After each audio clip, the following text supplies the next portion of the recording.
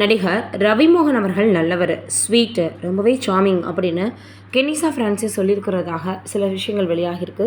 அது எந்த அளவுக்கு உண்மையான வீடியோக்களை போய் பார்த்து தெரிஞ்சுக்கலாம். தன்னிடம் தெரபி பெறக்கூடிய நடிகராகவும் தயாரிப்பாளராகவும் இருக்கிறவர் ரவிமோகன்.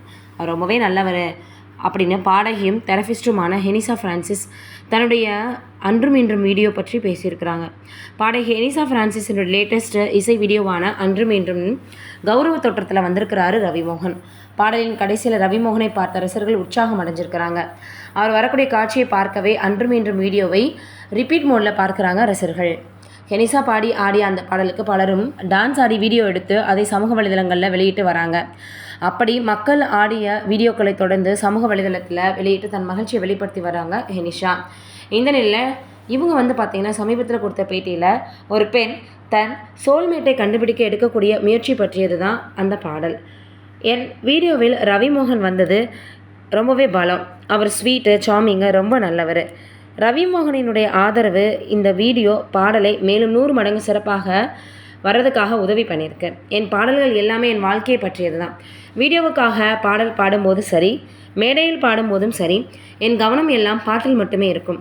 வேறு எதை பற்றியுமே நினைக்க மாட்டேன். எனக்கு கார்த்திக் மற்றும் சித் ஸ்ரீராம் ஆகிய எல்லாருமே எனக்கு ரொம்பவே பிடிக்கும்.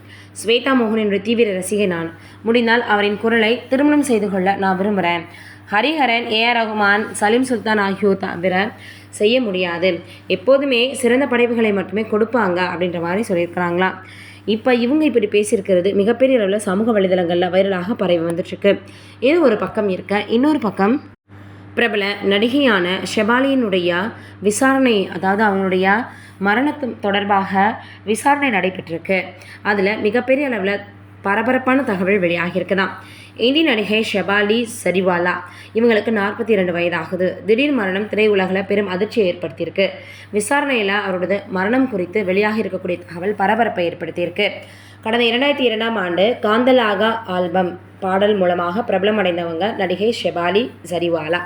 ஒரே பாட்டில் பணக்காரனாவதை போல இந்த ஒரே பாடல் ஷெபாலியினுடைய கெரியரையே மொத்தமாக மாற்றியிருக்கு.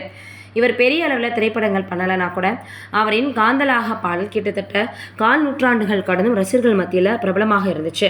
இவரது முதல் திருமண விவாகரத்தின் முறை 2014 நடிகர் பரத் டயாகியை காதல் திருமணம் செஞ்சாங்க. 2019ஆம் ஆண்டு இந்தி பிக்பாஸ் அதாவது 13 நிகழ்ச்சியில் பங்கெடுத்து இந்தியா முழுவதும் பிரபலமானாங்க. கடந்த வெள்ளிக்கிழமை நடிகை ஷெபாலியினுடைய மரண செய்தி வெளியாகி அதிர்ச்சி ஏற்படுத்தியிருந்தது. அவரது மரணம் குறித்து பல்வேறு ஊடகங்களும் வதந்திகளும் பார்த்திங்கன்னா ஊடகங்கள் வாயிலாக வந்துட்டுருக்கு. நிறைய ஊகங்களும் இருக்குது. அதில் அவங்க உயிரிழந்ததுக்கு இளமையை தக்க வைக்கும் மருந்துகளை அதிகமாக எடுத்துக்கிட்டது தான் காரணம்னு சொல்கிறாங்க. இந்த நிலையில் விசாரணையில் நடத்தி வரக்கூடிய போலீஸார் வெறும் வயிற்றில் பல்வேறு மாத்திரைகளை உட்கொண்டது அவரது உயிரை பறித்திருக்கலாம் அப்படின்னு சொல்கிறாங்களா.